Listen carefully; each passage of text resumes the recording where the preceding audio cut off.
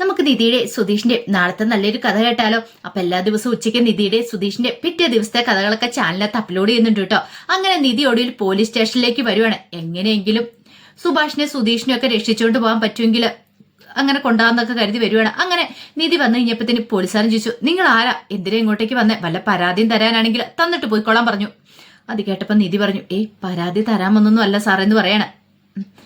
അത് കേട്ട് പോലീസുകാരൻ ചോദിച്ചു, പിന്നെ നിങ്ങൾ എന്തിനാ വന്നേ? അതെ, ഇവരെ വീട്ടിൽ നിന്ന് പിടിച്ചോണ്ട് വരണ സമയത്ത് ഞാൻ വീട്ടിലുണ്ടായിരുന്നു പറയണം. അല്ല, നിങ്ങൾ ആരാ ഇവരുടെന്ന് ചോദിച്ചു. അത് കേട്ട് കഴിഞ്ഞപ്പം നിധി ഒരു നിമിഷം ഒന്നും മിണ്ടിയില്ല. പിന്നീട് പറഞ്ഞു, അത് ഞാൻ സുധീഷിന്റെ വൈഫാന്ന് പറയണ. സുധീഷിന്റെയോ? അപ്പോഴേക്ക് സുധീഷ് പറഞ്ഞു, ഞാനാ സാറേന്ന് പറയണ. സന്തോഷത്തോടുകൂടി ചാടി എഴുന്നേറ്റു. അല്ല, എന്തിനാ ഇപ്പൊ നിങ്ങൾ ഇങ്ങോട്ടേക്ക് വന്നേ? സാറേ, ഇവർ തെറ്റൊന്നും ചെയ്തിട്ടില്ല. അവിടെ നടന്ന സംഭവം എന്താന്ന് ഞാൻ പറയാം. ഞാനവിടെ ഉണ്ടായിരുന്നു. ആ സമയത്ത് സുനന്ദയാണ് വീട്ടിലേക്ക് വന്നേ. അവൾക്ക് വേറെ കല്യാണം ആലോചിച്ചെന്ന് പറഞ്ഞുകൊണ്ട് ഭയങ്കര വിഷമിച്ച് സുഭാഷേണ്ണെ കെട്ടിപ്പിടിച്ച ആള് സുനന്ദയാണ്. പക്ഷെ സുഭാഷേണ്ണ ഒന്നും ഒരു തെറ്റും ചെയ്തിട്ടില്ലെന്ന് പറഞ്ഞു. അത് കേട്ട് കഴിഞ്ഞാൽ പോലീസുകാരൻ പറഞ്ഞു, അതെ, നിങ്ങൾ ഇങ്ങനെ വന്ന് പറഞ്ഞ ഉടനെ ഞങ്ങൾക്ക് അത് വിശ്വസിക്കാൻ പറ്റില്ല. കാരണം ഇന്നത്തെ കാലത്ത് തന്റെ പെൺകുട്ടിയോട് മോശമായിട്ടൊരു ആള് പെരുമാറി, അല്ലെങ്കിൽ അങ്ങനെയൊക്കെ പറഞ്ഞൊരു കംപ്ലൈന്റ് കൊടുക്കാനായിട്ട് ആരാണെങ്കിലും ഒന്ന് ബുദ്ധിമുട്ടും. കാരണം കല്യാണപ്രായമായിരിക്കുന്ന പെൺകുട്ടിയും കൂടെ അല്ലേ. ആ സമയത്താണ് ഇങ്ങനെ ഒരു പരാതി ഈ പറയുന്ന സുനന്ദയുടെ അച്ഛൻ തന്നിരിക്കുന്നത്. അപ്പൊ അതിനകത്ത് എത്രമാത്രം സത്യസന്ധത ഉണ്ടെന്നൊക്കെ ഞങ്ങൾക്ക് അറിയാന്ന് പറഞ്ഞു. ആ സമയം നിധി പറഞ്ഞു, സാറേ, അത് വെറുതെയാ, അത് കള്ളപ്പരാതിയാ. സാറിന് ബോധ്യമാകുന്നില്ലെങ്കിൽ ഞാൻ പറയാം. എന്റെ കണ്ണും കൊണ്ട് കണ്ട കാര്യങ്ങളാ ഞാൻ ഈ പറയണേ. ഞാൻ കള്ളത്തരം പറയില്ല. സാർ വേണമെങ്കിൽ എന്നെ കുറിച്ച് അന്വേഷിച്ച് നോക്കിയോണം പറയണേ. അല്ല, നിങ്ങളെ കണ്ടൊരിച്ചിരി പഠിപ്പും വിദ്യാഭ്യാസവും ഒക്കെ ഉള്ള ആളാന്ന് തോന്നല്ലോ. ഒന്നുമല്ലേ, നിങ്ങളൊരു പെൺകുട്ടിയല്ലേ. പെൺകുട്ടിക്കെതിരെ ഇങ്ങനെ ഒരു അതിക്രമം നടന്നിട്ടുണ്ടെങ്കിൽ നിങ്ങൾ ഇങ്ങനെയാണോ പെരുമാറേണ്ടതെന്ന് ചോദിച്ചു. നിധി പറഞ്ഞു, അത് കള്ളപ്പരാതിയാ സാറേ, അതുകൊണ്ടാണ് ഞാൻ ഇങ്ങോട്ടേക്ക് വന്നേ.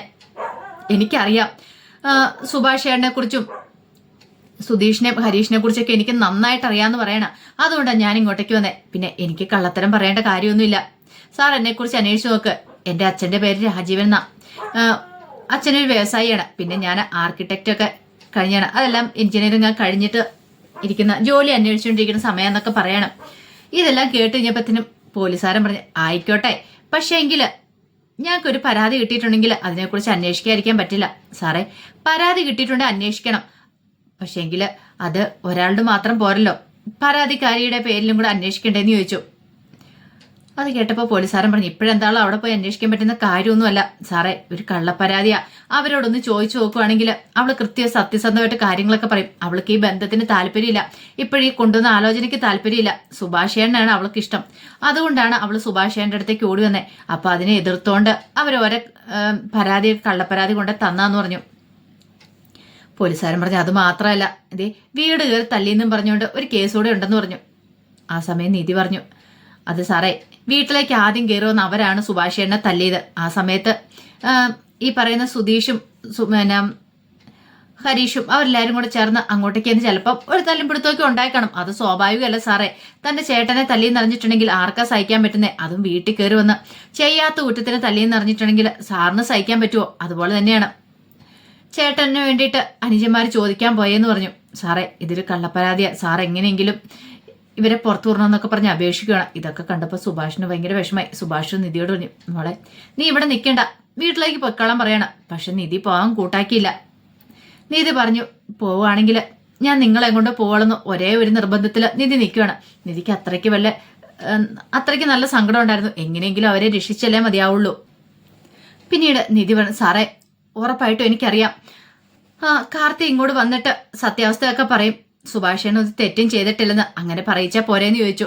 പിന്നീട് നിധി പെട്ടെന്ന് പുറത്തേക്ക് ഇറങ്ങി. പിന്നീട് നിധി സുനന്ദയെ വിളിക്കുകയാണ്. സുനന്ദയെ വിളിച്ചിട്ട് പറഞ്ഞു, സുനന്ദ, ഞാൻ നിധിയാന്ന് പറയണം. അപ്പോഴേക്ക് സുനന്ദ പറഞ്ഞു നിധി, എനിക്ക് മനസ്സിലായെന്ന് പറഞ്ഞു. അറിയാതെ നിനക്ക് കാര്യങ്ങളൊക്കെ. സുഭാഷേണ്ണൊക്കെ ഇവിടെ പോലീസ് സ്റ്റേഷൻ ഇരിക്കുക. നീ വന്ന് സത്യങ്ങളൊക്കെ പറഞ്ഞാൽ മാത്രമേ അവരെ വിടത്തുള്ളൂ. ഇത് നിസ്സാര കാര്യമായിട്ട് നീ എടുക്കരുത്. എനിക്ക് എന്ത് ചെയ്യാൻ പറ്റും നിധിന്ന് ചോദിക്കുക. നിനക്കോ എന്തേലും ചെയ്യാൻ പറ്റുള്ളൂ, വേറെ ആർക്കും ഇവിടെ ഒന്നും ചെയ്യാൻ പറ്റില്ല. നിന്റെ അച്ഛനാണ് കംപ്ലൈന്റ് കൊടുത്തിരിക്കുന്നത്. അപ്പൊ പിന്നെ നീ അത് കള്ളപ്പരാതിയാന്ന് പറഞ്ഞാൽ മാത്രമേ അവർ ഇവിടുന്ന് വിടത്തുള്ളൂ. അവരൊരു തെറ്റും ചെയ്യാതെയാന്ന് നിനക്കറിയാലോ. എനിക്ക് എന്ത് ചെയ്യാൻ പറ്റും നിധി? ഞാനാണെങ്കിൽ ഇവിടെ വീട്ടു തടങ്കൽ എന്നോണമാണ്. പുറത്തേക്കൊന്നും ഇറങ്ങാൻ പോലും പറ്റില്ല. അങ്ങനെ എന്തെങ്കിലും ചെയ്തിട്ടുണ്ടെങ്കിൽ എന്നെ ഈ വീട്ടിലുള്ളവർ കൊന്നുകളയും. എന്റെ അച്ഛനും അമ്മയ്ക്ക് എന്നെ വെറുതെ വിടത്തില്ല. അറിയാലോ, സുഭാഷ് ഒരു തെറ്റും ചെയ്തിട്ടില്ല. തെറ്റൊക്കെ എന്റെ ഭാഗത്താ. പക്ഷേങ്കിൽ എനിക്ക് ഒന്നും ചെയ്യാൻ പറ്റാത്ത അവസ്ഥയാ.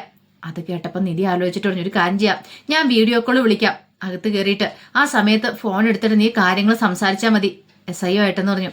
ശരിയെന്ന് പറഞ്ഞു. പിന്നീട് നിധി SIയുടെ അടുത്തേക്ക് വന്നിട്ടുണ്ട്. സാറേ, ഒരു തെറ്റും ചെയ്തിട്ടില്ല സുഭാഷേണ്ട, അത് ഞാൻ സുനന്ദയെ കൊണ്ട് പറയിപ്പിക്കാന്ന് പറയണ. സുനന്ദയുടെ അച്ഛൻ കള്ളപ്പരാതിയെ കൊടുത്തെന്നുള്ള കാര്യം വീഡിയോ കോൾ വിളിക്കാം. വീഡിയോ കോൾ വിളിച്ചു കഴിയുമ്പോൾ അവൾ സത്യാവസ്ഥ പറയും. അല്ലാതെ അവൾക്ക് ഇവിടെ വന്ന് പറയാനായിട്ട് പറ്റില്ല. കാരണം അവള് വീട്ടുതടങ്കലിൽ എന്നോണം കഴിയുകയാണ്. അപ്പൊ അവൾക്ക് ഇങ്ങോട്ടേക്ക് വരാൻ പറ്റില്ല എന്ന് പറഞ്ഞു. അത് കേട്ട് കഴിഞ്ഞപ്പോ SI പറഞ്ഞു ശരി അങ്ങനെയാണെങ്കിൽ അങ്ങനെ ആട്ടെ എന്ന് പറയണ. അങ്ങനെ ഫോൺ വിളിക്കുവാണ് സുനന്ദയെ ഫോൺ വിളിക്കുന്ന സമയത്താണ് സുനന്ദയുടെ മുറിയിലേക്ക് അമ്മ ലളിത വരുന്നേ. ലളിത വന്നിട്ട് ആരുടെ ഫോണിനകത്തുനിന്ന് ചോദിച്ചു. കോൾ എടുക്കാൻ പറ്റിയില്ല. പെട്ടെന്ന് തന്നെ ആ ഫോൺ അങ്ങോട്ട് പിടിച്ചു വാങ്ങി. ഓഹോ, ഇവളെന്തിനാടി വിളിക്കണേന്ന് ചോദിച്ചു. അത് പിന്നെ അമ്മേ, അപ്പം അവനെയൊക്കെ രക്ഷിക്കാൻ വേണ്ടിയായിരിക്കും നിന്റെ പുറപ്പാടില്ലേ, അതൊക്കെ നിന്റെ മനസ്സിൽ വെച്ചാൽ മതി. ഈ ഫോൺ എൻ്റെ കയ്യിൽ ഇരിക്കട്ടെ, ആ ഫോൺ ഇങ്ങോട്ട് തരാൻ പറഞ്ഞു. തരില്ല എന്ന് പറഞ്ഞാൽ തരില്ല. മര്യാദയ്ക്ക് ഇരുന്നില്ല നിന്റെ കയ്യും കാലും തല്ലി ഒടിച്ചിടും. ദേ ഒരു കാര്യം പറഞ്ഞേക്കാം, അവറ്റകളെ എങ്ങനെ രക്ഷിക്കാൻ നോക്കിയാണ്ടല്ലോ പിന്നെ നീ ജീവനോടെ ഉണ്ടാകത്തില്ലെന്ന് പറഞ്ഞു. അമ്മേ, എന്ത് വർത്താനം അമ്മ ഈ പറയണേന്ന് സുനന്ദ ചോദിച്ചു. അമ്മയ്ക്കും അറിയാം എനിക്കും അറിയാം സത്യങ്ങളൊക്കെ. സുഭാഷേണ് ഒരു തെറ്റും ചെയ്തിട്ടില്ലെന്ന്. ഈ കള്ളപ്പരാതി കൊടുക്കേണ്ട കാര്യം ഉണ്ടായിരുന്നോ? കള്ളപ്പരാതി മര്യാദയ്ക്ക് ഒടുങ്ങി ഇരുന്നോണെന്നും പറഞ്ഞിട്ട് ആ ഫോണും കൊണ്ട് അകത്തേക്ക് അങ്ങോട്ട് പോയി ലളിത. ആ സമയത്ത് വിളിച്ചിട്ട് കിട്ടാതെ വന്നു കഴിഞ്ഞപ്പോ വല്ലാത്ത ടെൻഷനായി നിധിക്ക്. നിധിയോട് പോലീസുകാരൻ ചോദിച്ചു എന്തു പറ്റി? അത് പിന്നെ സാറേ, സുനന്ദയെ വിളിച്ചിട്ട് കോൾ എടുക്കണില്ല എന്ന് പറയണം. ഞാൻ ഒന്നുകൂടെ ഒന്ന് വിളിക്കട്ടെ എന്ന് പറഞ്ഞു. ഒന്നുകൂടെ വിളിച്ചു, എന്നിട്ടും കിട്ടുന്നില്ല. ഞാൻ അപ്പോഴേ പറഞ്ഞില്ലേ ഇതൊന്നും ശരിയായിട്ടുള്ള കാര്യമെന്ന്. അപ്പോഴേക്കും നിധി പറഞ്ഞു സാറേ, മിക്കവാറും സുനന്ദയുടെ കയ്യിൽ നിന്ന് ഫോൺ സുനന്ദയുടെ അമ്മ ആരെങ്കിലും വാങ്ങിച്ചു കാണുമായിരിക്കും. അതായിരിക്കും സുനന്ദയ്ക്ക് സംസാരിക്കാൻ പറ്റാത്ത. ചിലപ്പോൾ അവളെ ഭീഷണിപ്പെടുത്തി വെച്ചിരിക്കുമായിരിക്കും. സാർ ഒരു കാര്യം ചെയ്യുക, അവിടെ ഒന്ന് പോയി അന്വേഷിക്കുകയാണെങ്കിൽ കൃത്യമായിട്ടുള്ള വിവരം കിട്ടും. അയാൾ പരാതി കൊടുത്ത പോലെയുള്ള കാര്യങ്ങളൊന്നുമല്ല സാറേ. പ്ലീസ് സാറേ, രക്ഷിക്കാൻ വേണ്ടി അല്ലേ. നിരപരാധിയാ സുഭാഷേണ്ണെ അവര് കുടുംബക്കാർ തമ്മിലുള്ള പ്രശ്നത്തിന്റെ പേരില്ല ഇവിടേക്ക് സാറ് കൊണ്ടുവന്നിരിക്കുന്നത്. അതിന്റെ പേര് കള്ളപ്പരാതി കൊടുത്തിരിക്കുന്ന. അത് കേട്ടപ്പോ SI പറഞ്ഞു അങ്ങനെ പെണ്ണിന്റെ പേരിൽ എന്താണെങ്കിൽ ഇങ്ങനെ കേസൊക്കെ കൊടുക്കുമെന്ന് ചോദിക്കുക. സ്വന്തം മകളുടെ പേരിൽ. സാറേ അതല്ല, അതിലപ്പുറം അവർ ചെയ്യും, എനിക്ക് ഉറപ്പുണ്ട്. സാർ ഒരു വട്ടമെങ്കിലും അവരോട് ഒന്ന് കാര്യങ്ങളൊക്കെ തിരക്ക്. സുനന്ദയോട് സംസാരിച്ചാൽ മതി, സുനന്ദയുള്ള സത്യാവസ്ഥ പറയുന്നൊക്കെ പറഞ്ഞുകൊണ്ട് പോലീസുകാരന്റെ മുന്നിൽ അപേക്ഷിക്കുവാണ് നിധി. ഇതൊക്കെ കണ്ടു കഴിഞ്ഞപ്പോൾ സുധീഷിനും സുഭാഷിനും ഒക്കെ ഭയങ്കര വിഷമായി. എങ്ങനെയെങ്കിലും തങ്ങളെ ഇവിടുന്ന് രക്ഷിച്ചുകൊണ്ട് പോകാനായിട്ട് നിധി അത്രമാത്രം വിഷമിക്കുന്നതാണെന്ന് അവർക്കും അറിയാം. അങ്ങനെ കുറെ സമയം കഴിഞ്ഞപ്പോഴത്തേനും സുനന്ദയുടെ അടുത്തേക്ക് ലളിത വന്നിട്ട് ചോദിച്ചു നീ ഇത് എന്തിരിപ്പാടി ഇരിക്കണേന്ന് ചോദിക്കണം.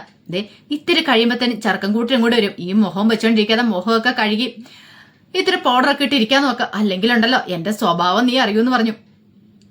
അമ്മ വേണ്ടമ്മേ, എനിക്ക് ഈ കല്യാണം വേണ്ടാന്ന് പറയാം. മിണ്ടരുത്. മിണ്ടിയിട്ടുണ്ടെന്ന് നിന്നെ ശരിയാക്കുമെന്ന് പറയണം. നിന്റെ അച്ഛൻ ഗൾഫിൽ നിന്ന് ഇത്ര കഷ്ടപ്പെട്ട് ബുദ്ധിമുട്ടി ഇവിടം വരെ വന്ന് എന്തിനാണെന്നറിയോ? നിന്റെ കല്യാണം നടത്താൻ വേണ്ടിയിട്ടാ. ആ ഭാസ്കരന്റെ മോനുമായിട്ടുള്ള വിവാഹത്തിന് വേണ്ടിയിട്ടല്ല. അത് നീ ആദ്യം മനസ്സിലാക്കണം. അവന്റെ കൂടെ ജീവിക്കാന്നുള്ളൊരു മോഹവും നിനക്കിനി വേണ്ട. അങ്ങനെ എന്തെങ്കിലും സംഭവിച്ചിട്ടുണ്ടെങ്കിൽ പിന്നെ ഞങ്ങളാരും ജീവനോടെ ഉണ്ടാവത്തില്ലടി എന്നൊക്കെ പറഞ്ഞു. മര്യാദയ്ക്ക് പെട്ടെന്ന് തന്നെ റെഡി ആയിട്ടിരിക്കാനൊക്കെ പറഞ്ഞൊരു ദേഷ്യപ്പെട്ട് അങ്ങോട്ട് ഇറങ്ങിപ്പോയി. കുറച്ച് കഴിഞ്ഞപ്പോഴത്തേനും നിധി SIയെ കൂട്ടിക്കൊണ്ട് ആ വീട്ടിലേക്ക് വരുവാണ്. അങ്ങനെ SIയെ കണ്ടു കഴിഞ്ഞപ്പോഴത്തേനും ആദ്യം ഒരു അങ്കലാപ്പിലായിപ്പോയി ലളിതയൊക്കെ, സുനന്ദയുടെ അമ്മ. അപ്പോഴേക്കും അച്ഛനും പിന്നെ ഗംഗാധരനും ഒക്കെ ഇറങ്ങി വന്നു. എന്താ സാർ, എന്താ കാര്യം എന്നൊക്കെ ചോദിക്കുകയാണ്. അപ്പോഴേക്കും SI പറഞ്ഞു ഞങ്ങൾക്ക് സുനന്ദനെ ഒന്ന് ചോദ്യം ചെയ്യണമെന്ന് പറയണം. ചോദ്യം ചെയ്യണോ സാർ? എന്താ സാറേ പറയണേ? അവൾ ആകെപ്പാടെ വല്ലാത്ത സങ്കടത്തിലാ. ഇന്ന് അവളെ പെണ്ണ് കാണാൻ വേണ്ടിയിട്ട് ചർക്കം കൂട്ടർ വരുന്നുണ്ട്. ആ സമയത്ത് സാർ ഇങ്ങനെയൊക്കെ പറഞ്ഞ എങ്ങനെ ശരിയാന്ന് ഒരു വിധത്തിൽ അവളുടെ മനസ്സ് മാറ്റി ഞങ്ങൾ പറഞ്ഞു വിട്ടിരിക്കുന്നത്. അവൾക്ക് ആകെപ്പാടെ വല്ലാത്ത ടെൻഷനിലായിരുന്നു സുഭാഷ് അങ്ങനെ പെരുമാറിയതിന്റെ പേരിൽ.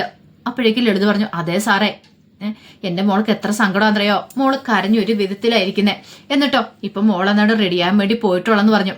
അത് കേട്ടപ്പോ SI പറഞ്ഞു ഞങ്ങൾക്ക് അവളോട് കാര്യങ്ങളൊക്കെ വിസ്തമായിട്ട് ചോദിക്കണം, എന്നിട്ട് വേണം കംപ്ലൈന്റ് എടുക്കാനായിട്ട്. ഇതിപ്പോ ഒരാളുടെ അടുത്തുനിന്ന് മാത്രം മൊഴിയെടുത്തിട്ട് കാര്യമില്ലോ എന്ന് പറഞ്ഞു. ഈ സമയത്ത് സുനന്ദയുടെ അച്ഛൻ പറഞ്ഞു സാറേ അങ്ങനൊന്നും പറഞ്ഞിട്ട് കാര്യമില്ല. എന്റെ മോള് നേരിട്ട് ആ ഒരു അവഹേളനം അതുപോലെ തന്നെ പീഡനത്തെ കുറിച്ചൊക്കെ ഞാൻ പറഞ്ഞേ. അതിനെതിരെ സാറ് പരാതി എടുത്തേ മതിയാവുള്ളൂ. പറഞ്ഞല്ലോ എനിക്ക് അവരോട് കാര്യങ്ങളൊക്കെ ഒന്ന് വിശദമായിട്ട് ചോദിക്കാനുണ്ട്, നിങ്ങൾ അവരെ വിളിക്കാൻ പറയണം. അത് കേട്ടപ്പം വല്ലാതെയായിപ്പോയി ലളിത ഇത്രയ്ക്ക് പ്രതീക്ഷിച്ചില്ല. ആ സമയം നീതി പറഞ്ഞു സാറേ ഇവര് പറയുന്നൊന്നും കേൾക്കരുത്, ഇവര് കള്ളത്തരോ പറയണേ. ശരിക്കും സുനന്ദയെ ഭീഷണിപ്പെടുത്തി വെച്ചിരിക്കുക, അതാ ഇവര് സുനന്ദയെ വിളിക്കാത്തെ, അല്ലെങ്കിൽ സുനന്ദയെ വിളിക്കേണ്ടെന്ന് പറയണം. അപ്പോഴേക്ക് SI ലളിതയോട് പറഞ്ഞു നിങ്ങൾ പോയി മോളെ വിളിച്ചോണ്ട് വരുന്നോ അതോ ഞങ്ങൾ അകത്തേക്ക് കയറി വന്ന് ചോദ്യം ചെയ്യണമെന്ന് ചോദിച്ചു. വേണ്ട സാറേ വേണ്ട, ഞാൻ പോയി വിളിച്ചോണ്ട് വരാന്ന് പറഞ്ഞു. പേടിച്ചു പോയി ലളിത. അങ്ങനെ ലളിത അകത്തേക്ക് കയറിപ്പോയി. അകത്തേക്ക് കഴിഞ്ഞപ്പത്തിന് മുറിയിൽ ആകെപ്പാടെ വിഷമിച്ചിരിക്കുന്ന സുനിതയെ കണ്ടേ. എടി അവളുണ്ടല്ലോ ആ നിധി എന്ന് പറയുന്ന അവളാണ്ടെ പോലീസിനെ കൂട്ടി ഇങ്ങോട്ട് വന്നിരിക്കുന്നു. നിന്നോട് കാര്യങ്ങളൊക്കെ ചോദിച്ചറിയണം പോലും. ഇത് കള്ളപ്പരാതിയാന്നും പറഞ്ഞോണ്ട്. എങ്ങാനും നീ സത്യാവസ്ഥയൊക്കെ തുറന്നു പറഞ്ഞാണ്ടല്ലോ പിന്നെ എന്നെ നിന്റെ അച്ഛനെ ഒന്നും ജീവനോടെ കാണത്തില്ല. ഞങ്ങള് ശാപത്തുള്ളെന്ന് പറഞ്ഞു.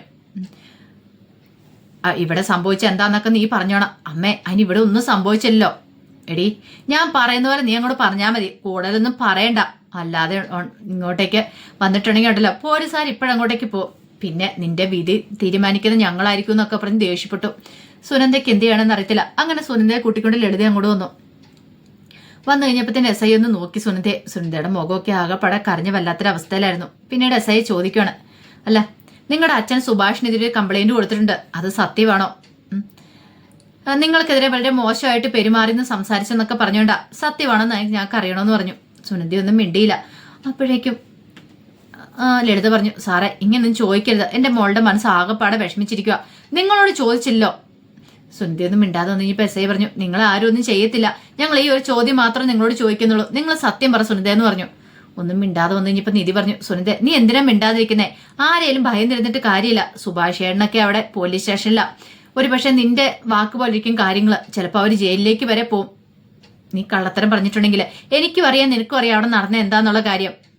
ഈ പറയുന്ന സുഭാഷ് ഏട്ടനെ കാണാൻ ഇടയ്ക്കിടയ്ക്ക് നീ അങ്ങോട്ടേക്കാ വരാറില്ല. അതൊക്കെ നിനക്കറിയാലോ. പിന്നെ നീ വെറുതെ ഒരു പ്രശ്നം ഉണ്ടാക്കരുത്.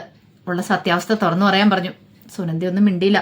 ആ സമയത്ത് സുനന്ദയുടെ അച്ഛൻ പറഞ്ഞതേ ഇവള് പറയുന്നൊന്നും കേൾക്കരുത് സാറേ. ഈ നിധി എന്ന് പറയുന്നവള് അവളും ഇങ്ങനെ ഒളിച്ചോടി വന്നവളാ. അവൾ എന്റെ മോളെ ആ വീട്ടിലേക്ക് കൂട്ടിക്കൊണ്ട് പോകാനാ ശ്രമിക്കണേന്നൊക്കെ പറഞ്ഞുകൊണ്ട് കുറെ പറഞ്ഞു. അത് കേട്ടപ്പോ എസ് ഐ പറഞ്ഞു, എന്തായാലും ഞങ്ങൾക്ക് ഇവരോട് ചോദിച്ചാൽ മതിയാവുള്ളൂ. പറയണം. ഒടുവില് സുനന്ദ പറയണം, സാറേ അതൊരു കള്ളപ്പരാതിയാ. എന്റെ അച്ഛൻ കൊടുത്ത കള്ളപ്പരാതിയാ. എനിക്ക് സുഭാഷ് ഏട്ടനെ ഇഷ്ടമാ. എനിക്ക് വേറൊരു ആലോചന വന്നു. പക്ഷെ എനിക്ക് അതിന് താല്പര്യമില്ല. ഞാനാണ് സുഭാഷ് ഏട്ടൻ്റെ അടുത്തേക്ക് പോയത്. സുഭാഷ് ഏട്ടൻ ഇങ്ങോട്ടേക്ക് വന്നിട്ടില്ല. എന്നോട് മോശമായിട്ട് പെരുമാറിയിട്ടില്ലെന്നൊക്കെ പറയണം. കാരണം തടിയേറ്റ പോലെ നിൽക്കുവാനല്ലേ ലളിതയും സുനന്ദയുടെ അച്ഛനും ഒക്കെ. എന്ത് ചെയ്യാൻ പറ്റും സാറേ? സുഭാഷ് ഏട്ടനൊക്കെ വെറുതെ വരണം. അവരൊരു തെറ്റും ചെയ്തിട്ടില്ലെന്ന് പറഞ്ഞു. ഒടുവിൽ പോലീസുകാർക്ക് കാര്യം മനസ്സിലായി. സുനന്ദയുടെ അച്ഛനെ പിടിച്ചോണ്ട് പോവാണ്. ഇങ്ങോട്ടേക്ക് വരാനും പറഞ്ഞുകൊണ്ട് അങ്ങനെ പോലീസ് സ്റ്റേഷനിൽ ചെന്ന് കഴിഞ്ഞപ്പോഴത്തേനും അവിടുത്തെ കോൺസ്റ്റബിളിനെ വിളിച്ചിട്ട് പറഞ്ഞു, അതെ ഇവരെ കൊണ്ട് സൈൻ ചെയ്യിച്ച ഇവരെ പറഞ്ഞു വിടാൻ പറയണം. പിന്നീട് സുനന്ദയുടെ അച്ഛനെ അവിടെ ഇട്ട് നിർത്തിപ്പൊരിക്കുന്നുണ്ട്. താൻ എന്താ വിചാരിച്ചുകൊണ്ടിരിക്കുന്നത്?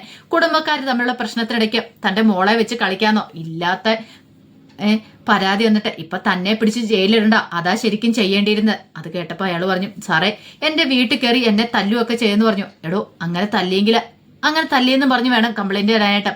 അല്ലാതെ ഇങ്ങനെയല്ല. ഇനി ഒരു നിമിഷം ഇവിടെ നിന്നിട്ടുണ്ട് തന്റെ കർണക്കുറ്റി അടിച്ചു പൊട്ടിക്കുമെന്നും പറഞ്ഞിട്ട് കുറെ ദേഷ്യപ്പെട്ടു എസ് ഐ. അപ്പൊ അതിന്റെ വിശേഷങ്ങളൊക്കെ നമ്മൾ കാണാൻ പോകുന്നത്. ആ വിശേഷങ്ങൾക്കായി നമുക്ക് എല്ലാവർക്കും കാത്തിരിക്കാട്ടോ. ഒരിക്കൽ കൂടി എല്ലാവർക്കും ശുഭദിനം നേർന്നുകൊണ്ട് നിർത്തുന്നു.